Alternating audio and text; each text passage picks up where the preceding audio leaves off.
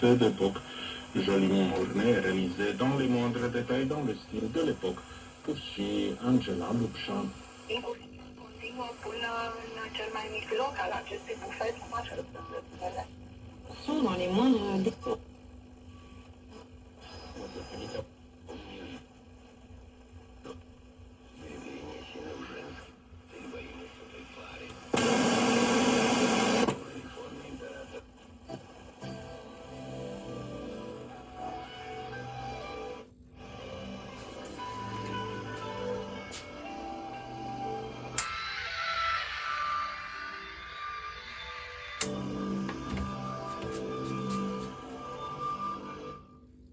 Mini démonstration, Laurent.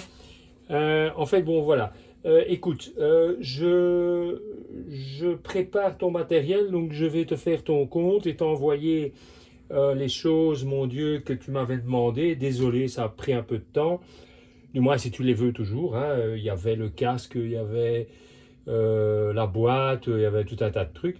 Et donc, je vais m'occuper de ça. Alors, écoute, tu m'avais dit, quand tu as des appareils canadiens que tu sors, éventuellement, montre-moi. Eh bien, en voilà un beau.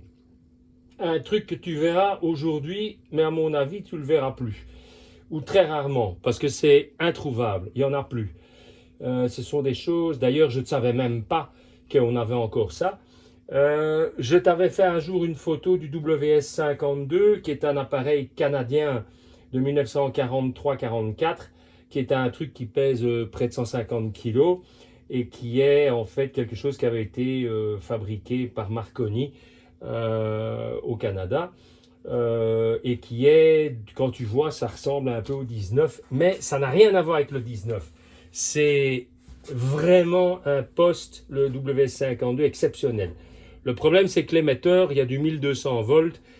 Et c'est un peu, comment dirais-je, bon ben, faut en avoir l'utilité. Bon, c'est un émetteur qui fait 100 watts, ok, c'est super, mais bon, j'en ai vendu un, je crois qu'il m'en reste encore un. Non, il m'en reste encore un et j'en ai encore un ici. Je vais te montrer que je suis occupé à mettre en route, le même que celui-ci. Alors, ça, c'est ce qu'on appelle un remote receiver. Donc, c'est un ensemble qui est très difficile à trouver, qui est un récepteur 3 gammes d'ondes, donc de 1.5 à 4 MHz, de 3.5 à, donc, tu vois, il y a 3 gammes d'ondes, et de 7 à 16. Donc, ça couvre le 19, le 18 et même les 68, les bandes aériennes. On n'a jamais fait mieux, c'est un super hétérodyne, il y a 13 lampes là-dedans, rien que pour le récepteur. Et en fait, c'est un ensemble, tu vois, il y a la boîte. Et alors, il y a une alimentation spécifique, qui est la ZE12, qui est un bidule introuvable. Regarde, je te montre, je te raconte pas de conneries, il y a encore la fiche d'inspection de 1944, ici. Elle est dans un état parfait, elle ne fonctionnait plus, hein, je te le dis tout de suite. Vibreur foutu, des condensadeurs foutus et tout. Et en fait, c'est une alimentation, tu peux la mettre soit sur le 220 volts, ou bien sur le 12 volts, ici. Et en fait, tu as une prise ici. C'est la seule chose que je dois encore faire, c'est mettre une prise Kinch américaine, Kinch Jones, que j'ai, mais je dois encore le fixer sur le câble. C'est tout ce que je dois faire parce que c'était foutu. Donc voilà. Donc en fait, c'est un ensemble. Tu as l'alimentation ici avec le poste. Alors, je te le présente. Pourquoi? Mais parce que tu m'avais dit, écoute, présente-moi quand tu as des choses canadiennes. Eh bien voilà, je te le présente. Alors j'en ai un autre ici qui est à côté, qui est déjà vendu. Et celui-là, ben, j'en ai plus après. Hein. Moi j'ai sorti ça, je l'ai mis en route. Je te dis pas, ça a chier parce que il y avait plein de résistances mortes. Je sais pas, il a plus tourné depuis. Moi je l'ai jamais vu fonctionner, mais il est très beau et il est en très bel état. Et comment dirais-je, je vais refaire une vidéo où je vais te montrer. D'ailleurs, je peux le faire maintenant. Regarde. Donc j'enlève l'antenne. Donc il faut une antenne, n'importe quoi, hein. Un bout de fil, c'est bon. Et alors tu as des trucs de Zeus, et alors tu as accès, comment dirais-je, à l'intérieur ici comme ça. Donc voilà. Donc c'est vraiment un poste assez exceptionnel. Je vais remettre l'antenne. Alors bon, moi je ne bouge pas. Mais si tu recherches un poste canadien, en fait, tu te fous pas mal. Bon, le WS52, il y a soit le tout gros bazar qui fait 150 kg avec l'émetteur qui fait 100 watts, mais tu t'en fous, tu vas jamais utiliser ça. Et puis ça coûte une fortune. Et moi, je te dis, je crois que j'en ai encore un, j'en ai vendu un, mais il m'en reste encore un et encore, il n'est pas terrible. Et alors, j'ai ça qui est une merveille. Alors, ceci, je te le montre. Donc, en fait, c'est un récepteur, mais fantastique. Et je suis convaincu que si tu avais un truc comme ça, tu n'utilises plus le 19. Moi, je ne te cache pas que... alors, regarde, tu changes les postes ici.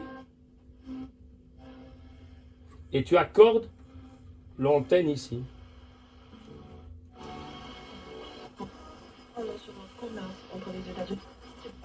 Alors, il a... Alors, tu as des filtres, hein.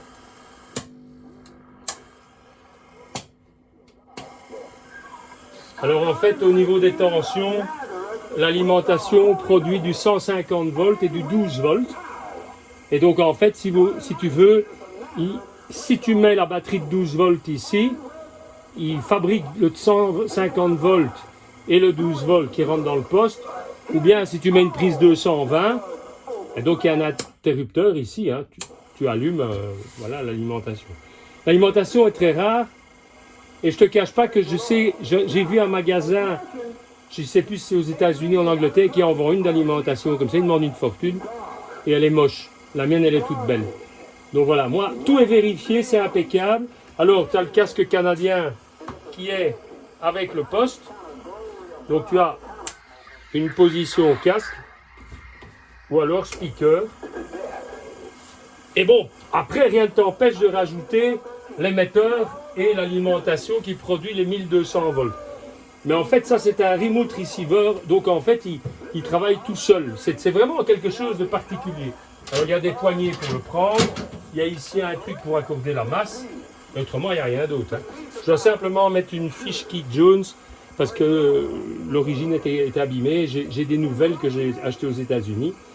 Donc voilà, Laurent. Écoute, réfléchis à ton aise si ça pouvait t'intéresser. Bon, c'est quand même assez lourd.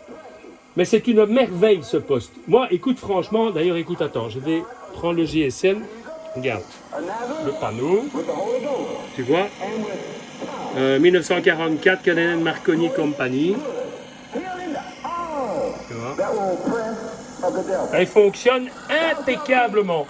Je l'ai, mais complètement révisé. Et tu vois ici, hop, il y a son petit frère qui est sur le banc. Celui-ci est vendu déjà.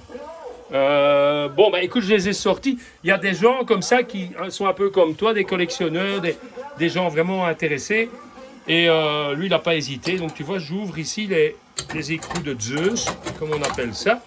Et tu as accès aux lampes. Les lampes sont des lampes tout à fait spéciales, qui sont d'un RP3 avec un brochage particulier. Voilà. Mais écoute, c'est une splendeur ce poste. Hein. C'est vraiment une splendeur. Hein. Bon, moi, si ça t'intéressait, celui-ci, je te fais un super prix. L'autre est moins beau, en fait. L'autre est moins beau. Je te fais un super prix. Bon, c'est clair, quand je vais le mettre, si je le mets sur mon site internet, bon, qui n'est pas encore tout à fait au point, bah, je vais quand même demander un prix sérieux parce que je te dis, c'est vraiment introuvable. Donc voilà. Et ça, c'est l'alimentation. Donc en fait, on remet le couvercle dessus, tu vois. Il y a un vibreur 12 volts.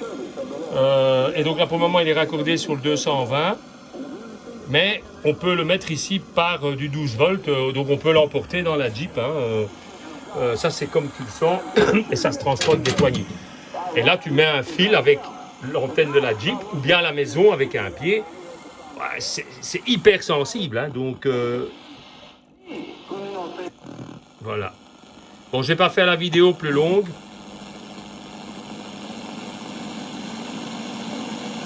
Je me suis amusé comme un petit fou tout à l'heure à le faire aller depuis qu'il fonctionne. Mais je voulais te l'envoyer. Et bon, écoute, si tu es intéressé, tu me le dis. Sinon, ben, tant pis, je te fais ton compte pour tes objets. Mais en fait, moi, bon, je les ai sortis, ceux-là, parce que j'avais une demande pour l'autre. Et j'ai vu celui-là. Et je l'ai pris aussi parce que j'avais dit je ne vais plus au stock. Hein. Moi, j'ai trop de travail ici. Donc voilà. Ok Laurent.